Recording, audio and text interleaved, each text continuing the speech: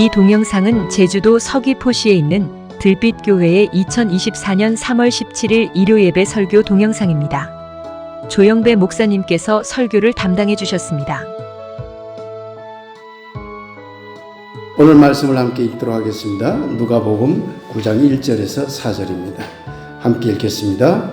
예수께서 12제자를 불러 모으사 모든 귀신을 제어하며 병을 고치는 능력과 권위를 주시고 하나님의 나라를 전파하며 앓는 자를 고치게 하려고 내보내시며 이르시되 여행을 위하여 아무것도 가지지 말라. 지팡이나 배낭이나 양식이나 돈이나 두벌옷을 가지지 말며 어느 집에 들어가든지 거기서 머물다가 거기서 떠나라.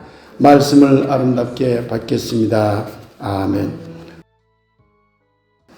오늘은 혁신의 첫걸음 마을로 내려가라는 제목으로 말씀을 함께 생각해 보겠습니다.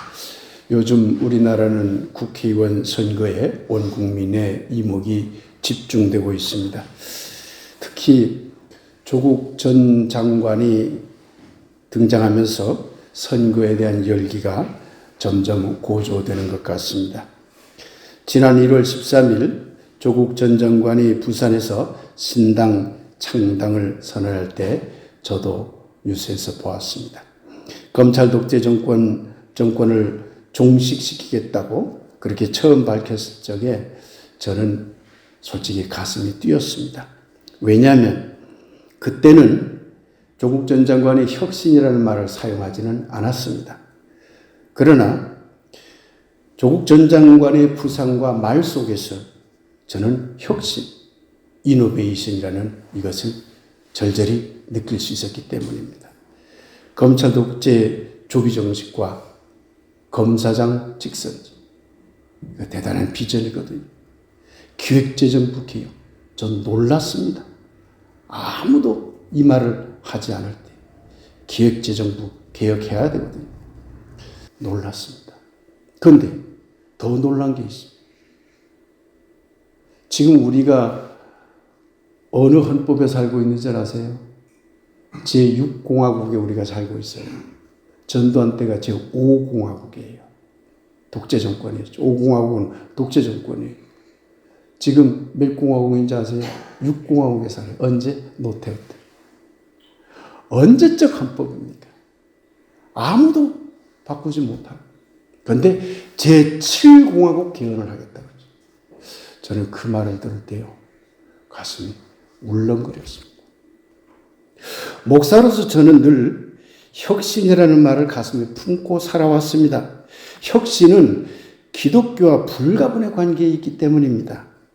저는 옛것을 포도하지만 새로운 것을 만들어내야 한다는 법고 창신이라는 말을 저 개인적인 좌우명으로 삼고 또한 살아왔습니다.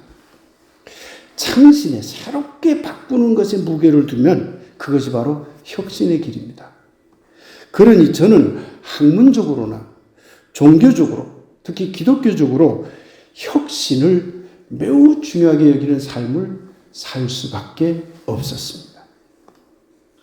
기독교가 어떻게 혁신과 깊이 관련되는지를 이해하려면 기독교의 신관, 하나님 인식, 특히 예수님의 참여로서의 신이해를 제대로 알아야 합니다. 지난 몇 회에 걸쳐서 신인식에 대한 설교를 여러분들에게 해드렸습니다.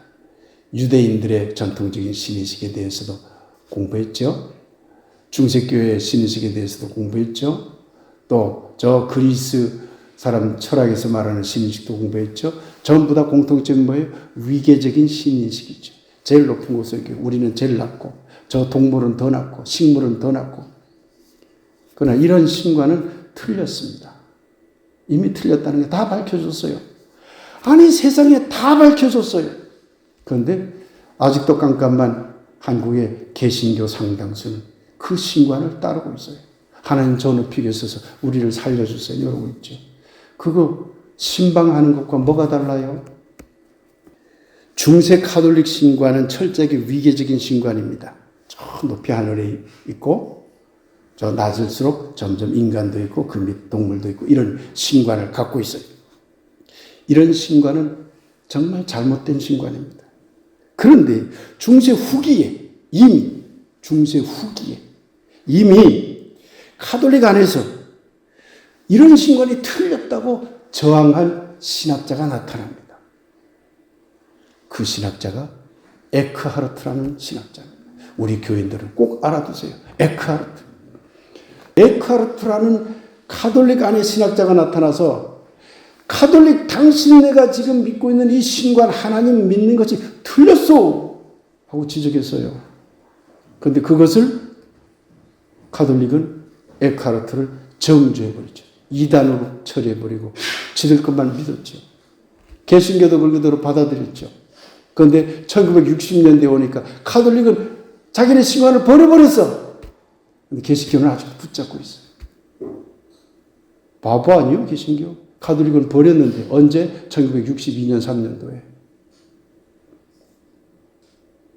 하루빨리 우리가 위계적인 신관을 버려야 됩니다. 에크하르트라는 이분은 신을 어떻게 얘기했냐면 만유의 포괄자로서 신은 오직 한 분밖에 없다. 그러면 여러분들이 그거 우리 하나님이네 그렇게 여러분 생각하기 하죠. 맞아요. 우리가 믿는 그분이 그분이에요. 그런데 여러분이 생각할 때 그러니까 기독교가 믿는 신이야 이렇게 생각하면 틀려요. 우리가 믿는 그 신이 에크하르트가 말하는 만유의 포괄자로서의 어마어마한 오직 한 분의 신인 건 맞지만 그 신을 기독교 신이라고 하는 순간 그 틀린 게 되어버려요. 불교의 신도 그분이고 이슬람의 신도 그분이고 저 만유교의 신도 그분이고 누구의 신도 그분 다 그분이에요. 다른 분이 아닙니다. 그분 한 분이에요. 그런데 그분을 우리 안에 가두고 그분은 우리 신이고 다른 종교는 다른 신이라고 그러면 신들끼리 싸움 붙인다고? 그런 엉터리가 어디 있어요? 그 옛날 아주 오래전 몇천 년 전 사람들이나 고대 사람들이나 그렇게 믿은 것이죠. 그렇기 때문에 요한이 알란이 부처니 하는 것 자체가 의미가 없어요. 왜? 그분은 모든 것을 포괄하는 분이기 때문에 그렇습니다. 그분은 어떤 것으로도 규정할 수가 없고 모든 것을 넘어서는 분.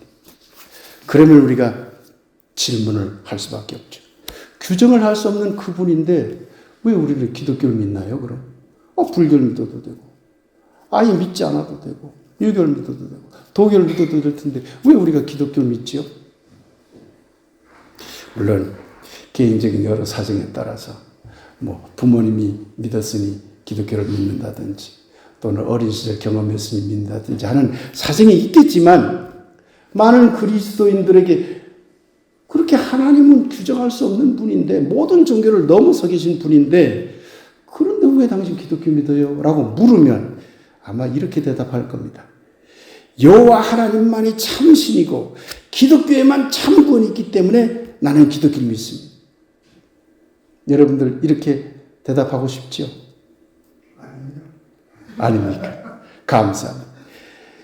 이런 대답이야말로 기독교를 우상화하는 것이고 배타적이고 매우 이기적인 거짓 신앙을 고백하는 것이 될 뿐입니다.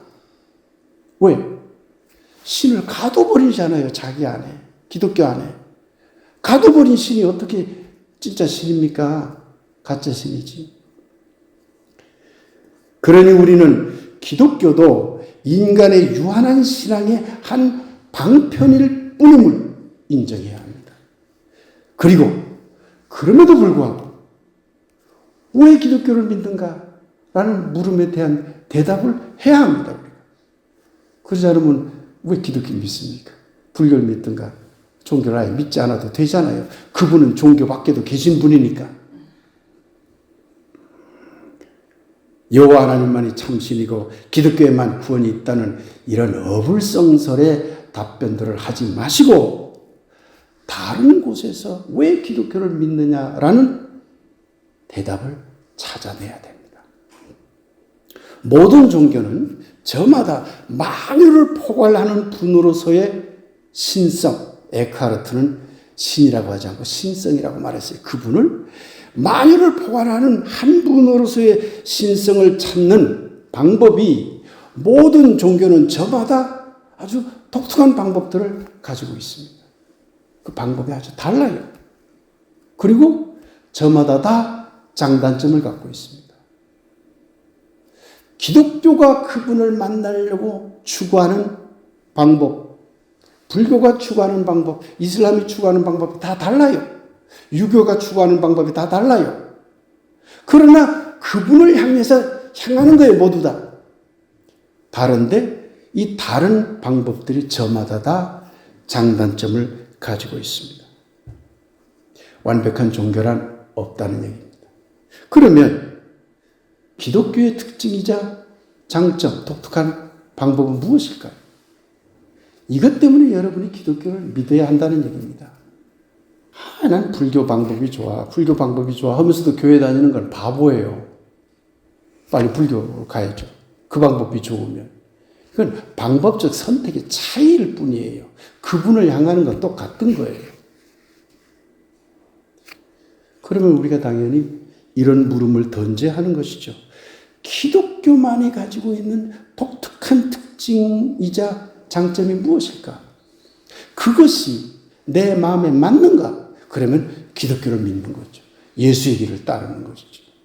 저는 그 길을 따른다는 얘기입니다. 기독교의 특징적인 장점을 요약하자면 하비 콕스 교수가 지적한 대로 다른 종교와 비교할 때 기독교는 사회 변혁에 가장 앞장서는 종교라는 데 특징이 있는 것입니다. 조용히 묵상하고 침묵하고 기도하는 거 불교가 우리보다는 훨씬 잘해요. 모든 종교 중에서 기독교의 가장 큰 장점이 뭐냐? 한마디로 사회적인 혁신. 이것이 기독교의 가장 중요한 특징이자 장점이라는 것입니다. 개인적인 혁신에서 나아가 국가와 민족적인 혁신을 통하여 이 땅의 아름다운 사랑의 나라, 공정한 정의의 나라, 진정한 자유의 나라를 만드는 것이 기독교의 신앙적 지향점입니다. 오늘 박호영 권사님이 기도 중에 나온 기도 내용이 이 땅의 하나님 나라, 모두가 평화롭고 평등하며 가난한 자들도 함께 살아가는 이것을 만들자고 하는 것이 기독교의 장점이라니까요. 성서적인 용어로 빌려 말씀드리면 이게 이 땅에 하나님 나라를 세우는 일인 것입니다. 하나님 나라 운동은 이 지구를 온통 기독교로 개종시키는 운동이 결코 아닙니다. 그래서는 안 됩니다. 예수천당 신앙, 기독교만 참 종교라는 독선적인 신앙, 그에 따른 제국주의적인 기독교 선교나 그런 류의 성시와 운동은 모두 엉터리 사이비 기독교 운동일 뿐입니다. 그래서는 안 돼요. 예수님의 공생애를 놓고 보면 이 땅을 사랑과 정의와 자유와 평등과 평화의 나라로 만드는 혁신을 위한 그 일에 참여하는 것이 예수님의 가르침과 실천적인 특징이라는 것을 알 수가 있습니다. 왜? 예수님은 그렇게 살았기 때문에. 예수님은 그런 사회적 혁신, 사회적 변혁을 위해서 마을로 내려간 것이에요. 자기가 속한 사회를 위해 혁신을 가장 중요한 구도의 방법으로 삼는 것이 예수의 길입니다. 그래서 예수님은 자신도 마을로 내려갔지만 오늘 누가복음 본문처럼 제자들에게도 마을로 내려가라 라고 하고 있는 것입니다. 교회로 오라가 아니라 마을로 내려가라. 오늘 박호영 권사님 기도에도 나오더만요. 사람 속으로 들어가라. 교회 안에 들어오지 말고 사람 속으로 들어가라. 마을로 들어가라. 그게 기독교의 메시지예요. 혁신을 위해서는 마을로 내려가 마을의 일에 적극 참여하는 것이 그 출발점이 되기 때문입니다. 그렇다고 해서 이때 마을을 강정리 마을 그렇게 생각하면 안 됩니다. 이 사회를 위해서 나아가라 그런 말이에요. 우리는 오늘 예배 시작 후에 마을로 내려가자라는 노래를 불렀습니다. 또 예배 끝나면 마지막 성령 때 마을로 내려가자라는 노래를 부릅니다. 근데 예배 마친 후에요, 김지영 장로님이 항상 가자 내려가자, 마을로 내려가자 노래를 흥얼거립니다. 그때 저는 가슴이 울렁거리며 뜁니다. 너무 고마운 거죠. 여러분도 끝나면 뭔가 좀 흥얼거리고 싶지요? 그래야 됩니다. 기독교의 특징은 마을로 내려가는 데 있습니다.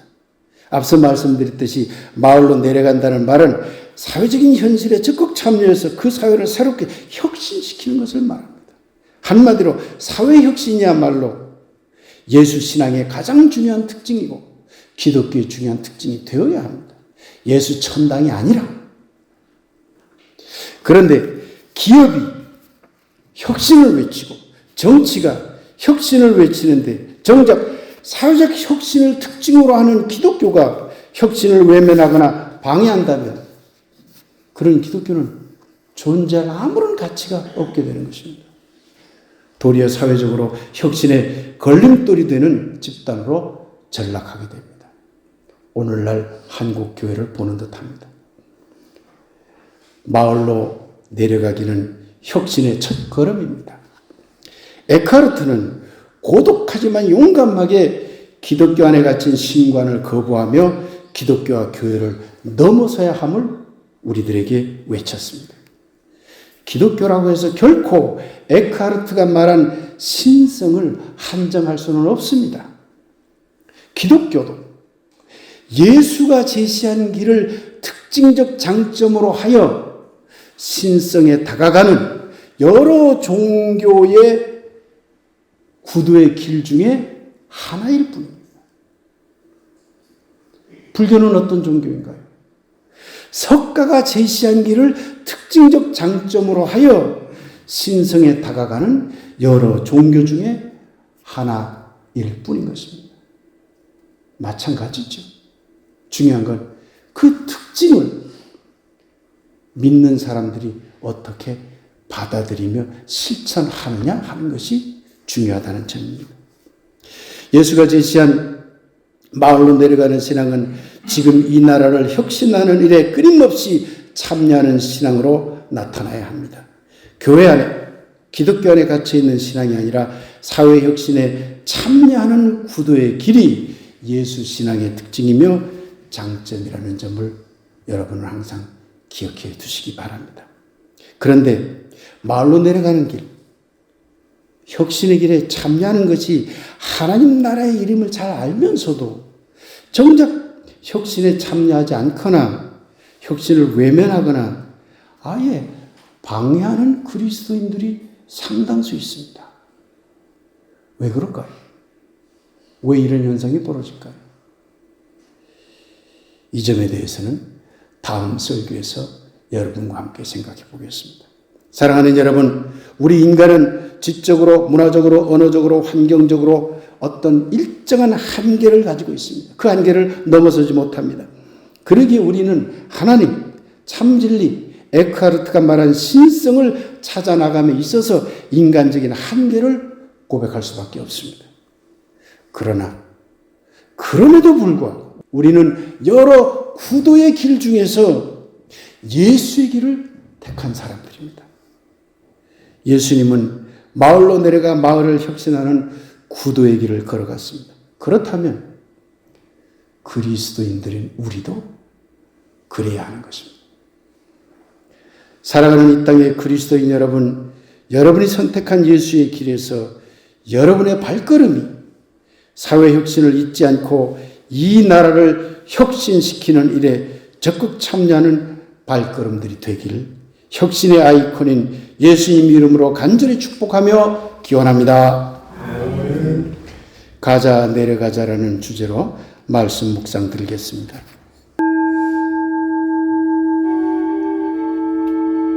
가자 내려가자 마을로 내려가자. 가서 혁신의 길에 한 걸음의 힘을 실읍시다. 가서 혁신의 길에 큰 소리의 박수를 보냅시다. 가서 혁신의 길에 결기에 찬 노래를 부릅시다. 가서 혁신의 길에 뜨거운 마음을 나눕시다. 대한민국이라는 마을로 내려갑시다. 그 길이 혁신의 첫 걸음이기 때문입니다. 아멘.